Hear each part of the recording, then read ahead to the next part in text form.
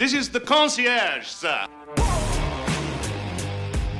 Hello, everybody, and welcome back to Concierge Confidential. I'm your host, Brian Ortega, and in today's episode, we're going to be diving into or explaining a little bit of an announcement to make. I have gone back into hospitality. I will start a position as concierge at the Fontainebleau, Las Vegas.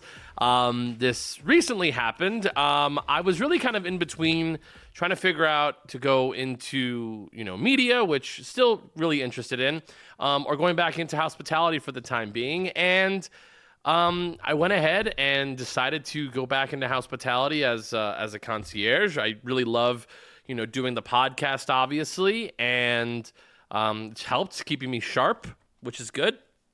And I really only wanted to go to like 2 hotels if I went back to hospitality, and really it was between the Wynn and Fontainebleau. Obviously you need to be hired for these jobs. You can't just like ask for it.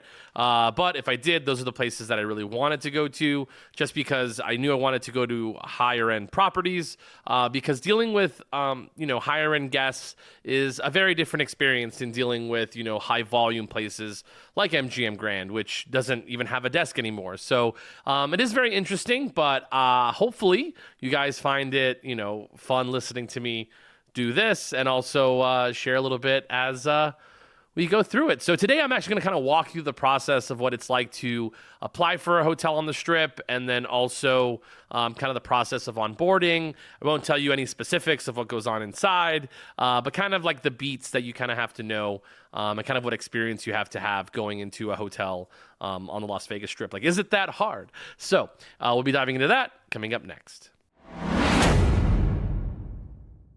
So this all recently happened, pretty recent, I have to say, probably about a month ago. As I was kind of looking at different jobs, I saw that one popped up as a concierge at Fontainebleau, which for anybody who's ever been slightly unemployed for a little while, they find out that you kind of have to find the thing that is close to your thing, or things that you're, uniquely interested in or have experience in. And for me, it's, extensive years in hospitality. And I think it's kind of interesting, sort of as you get older, you find that when you see jobs that like need a lot of experience, you never thought like, how am I going to get 5 years of experience somewhere, or 10 years of experience for some like vice president roles, for example. And you find that you do. Like I have, 5 years experience in media, and then I also have about 5 years experience in hospitality. So it's kind of cool because once you get to that point, you really have avenues to go, which is really cool. But ended up going to Fontainebleau, and really it worked out. I applied it had to be, I want to say it was like a Tuesday, and then I actually got a call on a Thursday, which very rarely happens that quickly, to come in for an interview. I ended up going in for an interview, and I got the job on the spot, which is really, really cool. And it helped just, having lots of experience in hospitality, which I know can be really difficult sometimes. Really, to break into a hotel on the Las Vegas Strip, it depends on your age sometimes. You do usually have to be 21 or over. There are some jobs where you can be 18 or over and actually get a job on the Strip. A lot of times it's as a hostess. It's a very common job for a lot of young people who end up working a long time on the Strip or like into food and beverage, is as a host or hostess, especially for young women. It's a very common job for girls who are under 21. And really like one of their first or second jobs is usually to be a hostess inside of a restaurant, which we'll kind of start there. That is really one of the most, not coveted, I would say it's one of the most abundant jobs on the Las Vegas Strip is food and beverage. We have so many food and beverage outlets, restaurants, bars, lounges, to apply for. You get a lot of food runners, servers, cocktail waitresses, bartenders as well. But to be a bartender on the Strip is a really hard thing to do. We'll kind of start those positions. If you're like a runner or a busser, those jobs tend to be your entry-level jobs for food and beverage. If you want to be a barback is sort of an entry-level job to be a bartender, just like any other position. To be a bartender on the Las Vegas Strip, you have to have a good amount of experience or really do have to know who is the runner who runs that restaurant. For example, my friend Diana, who works as a bartender at the tavern at Fontainebleau, she was a concierge with me. Then she sort of, she was also a server at the same time. Then she worked as, then started working as a bartender. And then she ended up going over to Fontainebleau and was part of the opening team at Tavern, where essentially the general manager from her old restaurant ended up becoming the general manager for the tavern, and then took a lot of the people at that current restaurant, or that former restaurant, to the tavern. So it happens like that sometimes. It definitely is, just like any other industry, it pays to know people, which is good. And just like for my particular experience is that the concierge department is small, and it's even gotten smaller. So if you do have a good amount of experience, especially in that type of department, it does really help. It's really hard to come in and be fresh, although it does happen. It's very much interesting now that I'm kind of like the middle age for people who work at the concierge desk. You have a lot of people who this is like one of they're probably their second luxury, or first or second luxury job, being a concierge, and some people have been doing it for a long time, because there are people in the office like that. And I'm kind of in the middle, which is a very interesting place to be, that's for sure, because I do understand what the young kids are talking about, but I also can see the older folks in the department have been around a while, so they have lots and lots of knowledge. But it is fun to kind of be in a space where people kind of know what things are, which wasn't the case at my last job, when it comes to like knowing what things are in Las Vegas. And it's been a really fun experience, sort of seeing all that these people like really want to know their stuff. It's helped really doing the podcast to keep up to date with a lot of the things going on, because even if you have been out of it for like 6 months, you might forget where things are, or you get really stuck in your area of the Strip. This is very unique to a lot of people, especially if you're going from, it's just like, areas of town. Going from talking about things on the south end of the Strip for somebody who might have worked at the MGM Grand, to then now having to shift towards the north end of the Strip and have to figure out the north end and what is around and the neighbors in that specific area. The good thing is you guys know that I love to go to Delilah's, which is on the north end of the Strip, which keeps me pretty up to date what's going on in that part of town. So essentially what's going to happen is we'll go back to sort of like the idea of like applying and all that. You're going to go in for your interview. A lot of times you'll get 1, maybe 2 interviews. It's very rare you do more than 2 interviews. And most of the time they are in person. I've understood like through this process that you do have a couple of media companies that do a lot of things via Zoom, which is cool. Like, I love any interview that I can do, but in person is really where you can really jazz it up. Like for my interview, I threw on the suit. You dress for the job you want. So I threw on, one of my suits, a great tie, the whole thing, and you kind of sell it like when you walk up. You kind of want to be like the bang, like you look like you're supposed to look in these uniforms. Which is cool. So ended up I was very surprised. So very different feelings from this time getting a job than the first time getting a concierge job, was because the first time it was like this really competitive interview process. I think they hired 3 people at that time, and it was like on a Wednesday, and I did my interview, crushed it. I was like, crushed that interview. And then they said, we'll let you know by Friday. Friday came and went through the weekend, and I was like, oh man, I didn't get it. And then on Monday is actually when I got the call that I was able to, that I got the job for MGM Grand, which I was ecstatic. I couldn't believe it, which was, very exciting. And I was still excited for Fontainebleau, but it was different because I know how to do this job, which is sort of the funny thing, is like when you could do the job, it's just nice that, you were the one that stuck out, obviously. And I got hired on the spot. So that's always a fun experience as well, too. But so what happens is, so then you end up, I had to wait a couple weeks before we did the onboarding process. Their onboarding process is 2 days. MGM Grand was 1 day at their like MGM Academy, huge place. And they go through all like, this is like MGM and this is this. Same thing for Fontainebleau. Fontainebleau is a very much like getting you to know the property. It's getting you to understand the brand. And I do have to say this about hospitality in general. A lot of people do not like that Vegas is, run by corporations, if you will, which sure, it's reflected in a lot of the pricings. But I do have to say that hospitality companies are really good at creating an infrastructure for their employees to understand what is going on and understand the vision of their properties, which I can say, opposite of the company I just came from, VSiN, that they are not run like that. Sometimes mom and pop companies, like my dad's company, AO Painting, which follow them on Instagram because I manage that social media account, so you should follow it.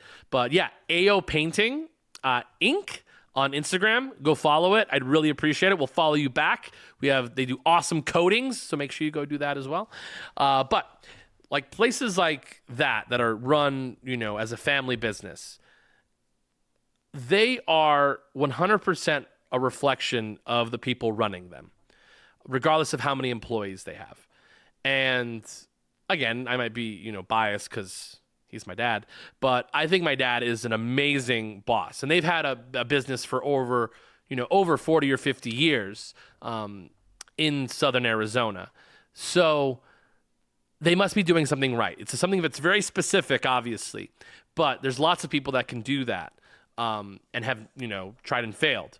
But to be successful and be, really respected by your employees is you have to lead as an example and be fair, because there is real like structure in terms of, well, you were late one time, so that's one mark, 5 points, you're out, essentially is how that would work, like in a hospitality setting. There is none of that in a family-run business or, a small business, for the example. And using VSiN as the opposite form is that their structure was not good. There was no clear vision of what we were trying to get done. And especially in a media company, it's very important to say what is our mission and what are we trying to accomplish. And if your leadership team doesn't know the answer to that question, it can be very, very bad. No matter how good people on the workforce side are doing, no matter what kind of work they're doing, they don't know what they need to do. So that's slight errance of my grievance, obviously, with my last company. But places like hospitality are really cool because they give you a clear structure of this is what we're trying to do, this is how we're going to do it, and this is what we expect from you, which I think is good. I think that's actually a really good thing in form of structure. Obviously, you can always get down to people should be getting paid more, people should get more benefits. Some places should get an employee dining room. Fontainebleau has an employee dining room, so this is actually not about them. This is about another property on the north end of the Strip that does not have an employee dining room and also charges they don't charge their employees for parking, but employees have to actually park off-site and then walk to the Big Blue building on the north end of the Strip, on the north end of downtown Circa. We're talking about Circa. So for those of you working at Circa, sorry. But it's important. It's important to know these things because that's what makes you want or maybe not want to work there. Obviously, you have other benefits. Like I know places like Circa, they give you, if you're a dealer, you get to keep all of your tips, which that's actually really nice. Other properties, it's different. But yeah, you have to kind of take all these little things into account. So you have sort of like this 2-day integration period of what the property is. And I really kind of jive with, the history of Fontainebleau, kind of what it stands for, its brand, and, what's expected. I really think, which is kind of unique in Las Vegas, is that it is an independent run hotel. It only has one property on the Strip. And only 2 properties total. It has the Fontainebleau Las Vegas and the Fontainebleau Miami. And it's also new, which is also a really, really fun thing to do as well, is to be part of a new property because everything is nice on the inside. But really, it really gives you a focus on what you're trying to accomplish. So that's a really cool thing. MGM was really tough, really fun at the beginning because you knew what it was. But you have to learn so much about so many properties, which can be very overwhelming for a lot of people. So you have your 2 days sort of integration or your education period of your brand. It's a really very wide range of things. You usually are sitting down with people in your department, other departments, different, food and beverage. Like for example, for Fountain Blue, I was with a group that was part of a restaurant that was going to be opening, and I only had like one other concierge with me in that team, which is kind of funny. But you do that, and then you go off into training, which I currently am in training again. This training process can be very rigorous, especially when it's your first time doing it. So when I first became a concierge, the first day after training, where I learned that I had to know, 15 or 16 different systems on, golf, dinner reservations, show tickets. And then there were like 3 different show ticket, systems. And then there was a way to track all of your tasks and amenities and floral. And then there was also, what else do we have? Had to do room setups as well, answer lots of questions. We had to do cake orders, the spa, the pool, the hotel itself, and then obviously no knowledge about the city as well. So it's very daunting. And the first day that I figured kind of a lot of that out and knowing about the systems, I told the person I was dating at that time, I don't think I could do this. And I've never said that about any job that I've ever had, ever in my entire life. That was the only time I said that after the first day. But I figured it out, became a really good concierge, got really good at it, and it just goes with the flow. This second time kind of going through it, it's a lot more just learning the systems. And I think it's actually been a benefit to not be in a hotel for a while, because you kind of forget about what you knew. You forget about, the systems itself. So you get to learn the systems like new, but you get to have a lot of the knowledge of what it takes to understand a property. The good thing is that I loved the Fountain Blue before I worked there. I love the restaurants. I love the casino. Love the lounges. My favorite part of the hotel is the lounges. So I had a lot of knowledge of the property already, which was really, really good. Very, very helpful, because I do this for you guys every week. And then that's sort of like the integration, is learning the property, learning where things are, being the expert of the property. That's really kind of what they're like, pushing, is to understand that. And obviously, as we go through, we're going to learn more about the systems, which is, really, really important for the concierge department. I would say the concierge department is one of the more rigorous training processes in a hotel. That's the only position I've ever worked in a hotel.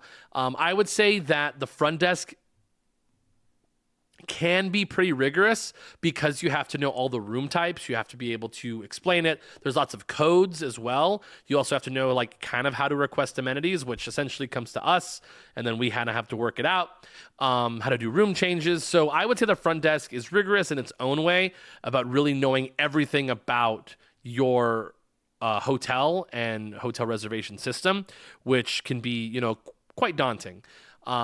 Food and beverage, I've never worked in food and beverage, but I would think that having to understand the entire menu, what's gluten-free, what's vegan, what's vegetarian, having to know the menu inside and out, all the dietary restrictions can be a lot, but you really are focused in one area. The thing about working as a concierge, you have to know a lot about a lot of different things, and then be able to execute that with style, obviously. So it makes it very rewarding, because you are, very much you give the most personalized experience of the entire building. So it's been really helpful knowing a lot of stuff already, and then all we have to really learn is the systems, which is, kind of interesting. So with that being said, it does help having a good amount of experience for this particular position at this time. I would say if you wanted to be a front desk agent, that's a really good first job to have on the Las Vegas Strip. Like being a front desk agent, being a bar back, being a server is actually a really fun job. It's very hectic. You tend to gel with your team quite a bit once you start working in a hotel, just like any other industry. But this is definitely one where you find a lot of people hang out after work together. I would say in the concierge department, I don't know kind of where we're at this point, because we just started the training, but it is one of those things where you do end up going as groups a lot to these different things. It'll be interesting, because I, really haven't talked to anybody on the team yet, and a lot of people say like, oh, I just go to work, and then I go home, and like I'm not here to be friends with people, which is cool. Like for most industries, like in my last one where I was at, where I was a producer, that was kind of like what happened. Is that I go to work and then I talk to people at work, and then nobody like really wanted to hang out because you spend so much time there, but they kind of didn't want to hang out with you. That was kind of like their thing. It's really hard to do that when you work as a concierge, because concierge, part of it is going out to these events and sort of interacting with other concierge. So it's really important for you actually to hang out with other people, because it's about relationships. And that's very, very interesting to that effect. So it'll be interesting to see kind of how other folks are. But it is one of those things that you go in understanding how invites work, which is really fun. Probably the coolest thing about working as a concierge that I kind of haven't re-emphasized on this particular podcast is that you do get to go to a lot of invites around the city. A lot of experiential things like the Universal Studios haunted houses. Like we've gotten an invite for that already. I think there's supposed to be an invite coming for like F1, which would be really cool. And of course, these are like really cool things to do. But there is actually a method behind it, which it's very beneficial for us to help the rest of our guests. Because if we experience these things, we're able to tell you whether we really like it or we don't like it. I've gone to restaurant openings or restaurant, mixers where I really didn't like the food, but I'm still able to sort of explain that to the guest. There's a really important thing to know about being a concierge is that you are really there to give that human experience of going someplace, because everybody can go online and look at a restaurant and look at it and say, hey, like they do really good Italian food, has good reviews. Maybe I'll try it out. But you can't really like hear what the music is like on the inside of the restaurant if you haven't been there, or understand that it actually gets kind of loud in there. It's not going to be like a old school red sauce Italian place. Like a really good example of this, my current property that I work at, Fontainebleau, is Mother Wolf. When people see Mother Wolf, they think, oh, Italian cuisine. There's going to be old school Italian, Frank Sinatra playing on the radio, lots of red sauce, very heavy. And it is actually like the exact opposite. It's very hip. It's from Chef Evan Funke, who's from LA. And it's a very cool, very like light place. You get, very young, sexy couples, good wine. The pastas themselves are actually quite light, except, one awesome short rib pasta dish, which you guys have seen. But the music they pump in is like from Tupac and Biggie, and you get sort of like this sort of mix of like, 90s and 2000s hip hop. And it's really like a fun, cool place to hang out at and obviously have dinner. So it's important you would never know that if you didn't actually go there. So it's important for us to be able to go to these things and tell you what the experience is like, getting in and out of places. Like, for example, the Sphere. The Sphere, everybody looks at it and says, oh, the walk from the Sphere to the Venetian is not bad. Well, if you've gone to the Sphere, you understand that it is actually a very long, busy walk from the Sphere back to the Venetian any way that you go. That it is actually, quite a distance to know that. So, or if you're going to take like an Uber or a taxi to the Sphere, there is lots of traffic. It's crazy. So you don't experience or know those things unless you've gone. So that's why we go to a lot of invites and stuff in town. And another thing kind of to know about working in hospitality is that, let's just say you want to be, Robert De Niro, who runs the casino in Casino. Well, unless you know a guy like Mr. De Niro did in that film, you have to start somewhere. So really good places to start are places like the front desk, the concierge desk, the bell desk, which is a union job. So hopefully, part of the union, that's how you know a guy. But really working a front-facing job is important. Even food and beverage is important. And there's so many different jobs in a hotel that you can actually branch out to. And that's why it's important to find a job in, if you want to work in hospitality, just doing something in the hotel. Because you can't become a vice president if you can't even get inside the building. So that's why it's really, really important. And that's why it's important to me, if I was going to go back to, hospitality, was that I wanted to go back to a place that was a step above of where I was at. And also, I've always wanted to be a casino host. And a really interesting thing about the Fontainebleau is that they have kind of a young casino host team. And I would love to sort of work in that department. But being a casino host, it's really hard if you haven't built up clientele. And one way to do that is doing what I was doing, which is media, and then also getting back into the hotel sort of system. So I would love to do that. And it really gives me the opportunity to branch out and talk to a lot of different departments, which is really cool. And a lot of people stay with properties for a very long time. Some people have stayed with properties from like their openings. Like I knew people that had been on the opening team of the MGM Grand, which that meant that they were there for over 25 years. So it is interesting. It is an interesting industry to work in right now, especially with how people are talking about Vegas and all that good stuff. But oh man, I didn't tell you guys about the process of trying on uniforms. Uniforms, for anybody who's ever worn a uniform for a job, are very, very important.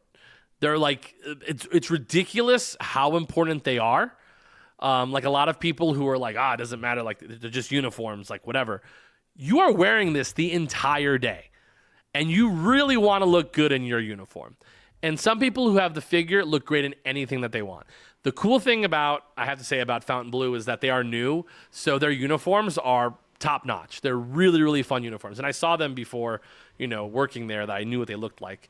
And it's really cool because like, some of them have different, styles, different type of buttons. I have a regular 2-button, thank God. But it was funny because like we were trying our uniforms on with security, and security has like a blue blazer, a white shirt, and black pants. And those are still pretty cool. And then I tried mine on. They're like, oh, that's sharp, which is like, the whole thing. The front desk and concierge usually get suits, obviously, and they're usually hit or miss. They're usually great or not great. I would have to say that the dealers have really cool uniforms as well, but everybody has really, really nice blue uniforms. I would say I'm really happy that I went to this property because of all the colors in the colors of the rainbow. The one that looks best on me is dark navy blue. Navy blue is definitely my color that I look good on. I put the uniform on. It was perfect. The sizes are never the exact sizes that you think they are, because that's how they roll. So, uniform process took about 3 hours, not going to lie, but got it on. We're good to go. So, that was the most important thing you guys needed to know was about the uniforms. So, I know this is kind of an interesting episode. It was different, a little bit more insight into kind of what goes on. So, obviously, this will be a caveat whenever you hear me talk from now on, for the foreseeable future, that I work at Fontainebleau, so you'll get a lot of Fontainebleau recommendations. But I talked about it before I got there anyways. But you will hear me talk, very positive about Fontainebleau. So I won't be like overly critical of that particular property for that particular reason. So if you wanted me to go after them, probably won't on this particular podcast. I'll keep it to myself if I have those strong thoughts. But for every other property, they are free game. Thank goodness, because there's lots of properties on the Strip that are obviously owned by places like MGM, Caesars, Wynn, Venetian, those kind of places. So with that being said, really appreciate you guys taking a listen. Make sure to follow me on Concierge Confidential _LV on Instagram, at Keys to Vegas on TikTok. And if you would like, it'd be really helpful for me. I'd really appreciate it, guys. We're trying to get to 100 followers on the AO Painting Instagram page, just so you can see a couple of the fun stuff that we're doing on there. Usually has really cool videos, different projects that are going on, and I'm kind of proud of them. So really appreciate it, guys. Thank you so much for listening. Hopefully see you guys out in town. You now know where to find me at Fontainebleau, Las Vegas. So if you want to, come up, say hello. But remember, keep it confidential.